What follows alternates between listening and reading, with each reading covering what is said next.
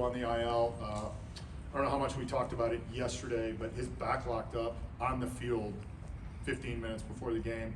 That's why we made the switch to IKF. So we had some tests run. He's going to go on the IL. I don't know what the actual diagnosis of it is. I mean, if you want, the generic term is lower back is locked up, and Todd will probably be able to give you a more clinical. But and then we called up Zeke. What stood out about his game in spring training, or just getting this past year or so? Just defensively, how dynamic he is. I mean, I think we saw a full scope of it in the spring training, regardless if he played second or he played short. I mean, he can really defend. I mean, he's played some third a little bit in the minor leagues. We, with losing Tree, we need someone to be able to play short as the backup, and right now we felt, he fit us the best. What's it like to be in a position where, obviously you've done this before because you've been here for a number of years, but be in a position where some guy can have his major league debut, how cool is that? Yeah, it's one of the best parts of the job. I mean, when you see someone that walked in, and I mean, I think his response to me was yesterday was his wife's birthday, and it was the best birthday present he could give her. So anytime someone comes to the big leagues for the first time, you need to cherish it. I mean, it's special. It's really hard to get here. The percentage of guys that play in the minor leagues that get to the big leagues is very rare. So we need to make sure that day is special. Shelton, with the pitchers going with it being Majinski and Paul and then Mitch, what are your plans with Thomas Harrington moving forward? Well, he's not going to start in this series. He will be available. So how we use him, I think we'll kind of figure out, how the game dictates. Ben mentioned that he could be in the bullpen a little bit. Would that be more of a long relief role? If that's the case? I mean, that will be, in terms of how the game dictates, how we will use him. But he won't start in the series. What were the reports back from Bednar's outing in AAA yesterday? Very positive. Fastball was good, split was good, threw strikes. Everything was very, very positive. What about the breaking ball? Everything was fine. There was. I mean, I think he threw 14 pitches, 16 pitches, something like that. Yeah, very, very positive from everything I got this morning. Shelby, is any of that mechanical, or is it just what he's working on down there? In terms of Bednar? Yeah. Well, I think it's pitch usage, number one, location of pitches, and some of that can go to be mechanical, just making sure that he stays consistent with his delivery, which will lead to, better location of the pitches. How much of it, when you talk about the location and things like that, how much of it is about the fastball and giving the other pitchers the ability to play off the fastball? I think they play in combination. When we've seen him at his best, all three have worked in combination of each other. So it's not just exclusively the fastball. We know the fastball plays in certain areas, but it's kind of the chicken and the egg. Does it play in those areas because the curveball works off a different tunnel, or the split plays a different way? So I think it's to the other question. I think it's why it's important that all three are working kind of in unison. Was he leaving it too much in right above the plate as opposed to the fastball itself? Yeah. The fastball itself. I mean, the velo was still good. The location wasn't horrible. It was just, I don't think there was a ton of there wasn't a ton of usage or effectiveness of the other two pitches, which causes the fastball a little bit easier to isolate out. How hard is that discussion when you have to send somebody down that has been in the big leagues for a few years?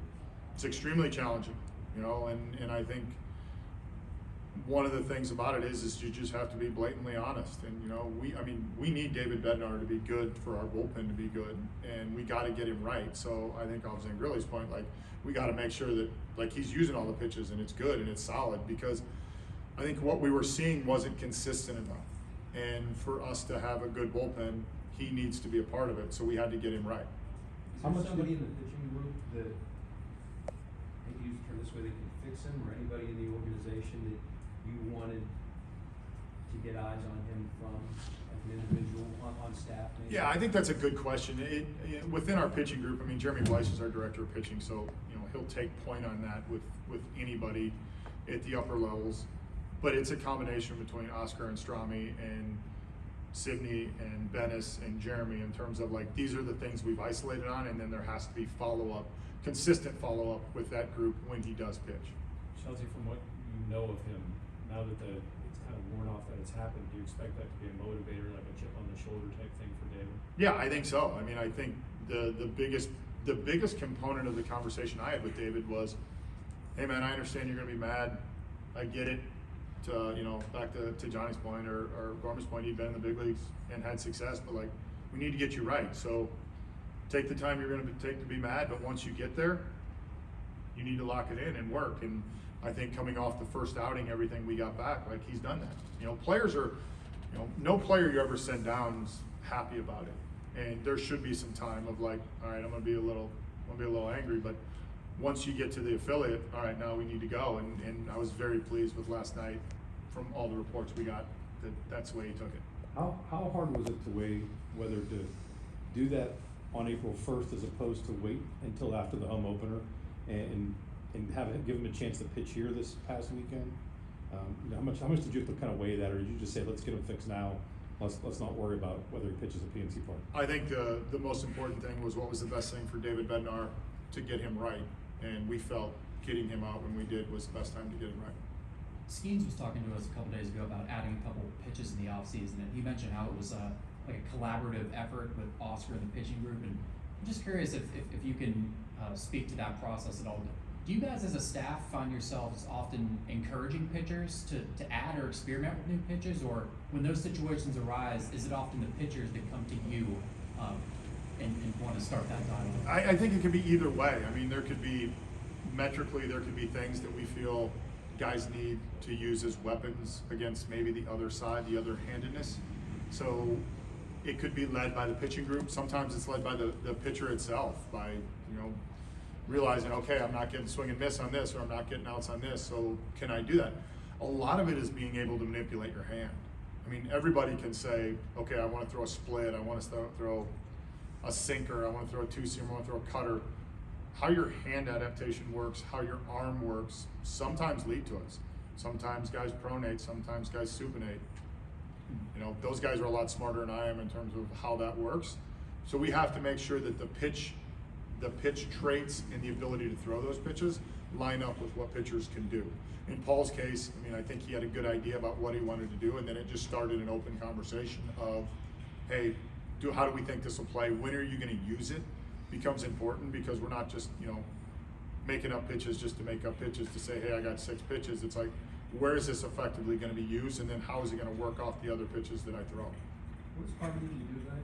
I mean, the first start against the Rays, you know, the first time through was good, but anything in particular tonight that you'd like to see? Yeah, I mean, I thought, to your point, I thought the first time through was really good. And then I didn't even think, I mean, the 4th inning, he basically just threw too many pitches. There wasn't a ton of hard contact. There was some balls that were placed pretty well, especially for extra base hits. Those happened to be on breaking balls that were up. So I would think, you know, getting through that time, I mean, if we get the softness of contact, we should be in good shape. It's just where those balls landed led the inning to be extended. But I would say the ability to keep the breaking ball down as we get farther into the game based off the last game would be something that would go into play. I mean, everything going on with the bullpen right now and the success in the bullpen, you guys are committed for the time being. Him as a starter, I mean, is there any temptation to solve that issue with Carmen in the pen? No, as of right now, I mean, I think we view Carmen as a starter. Good.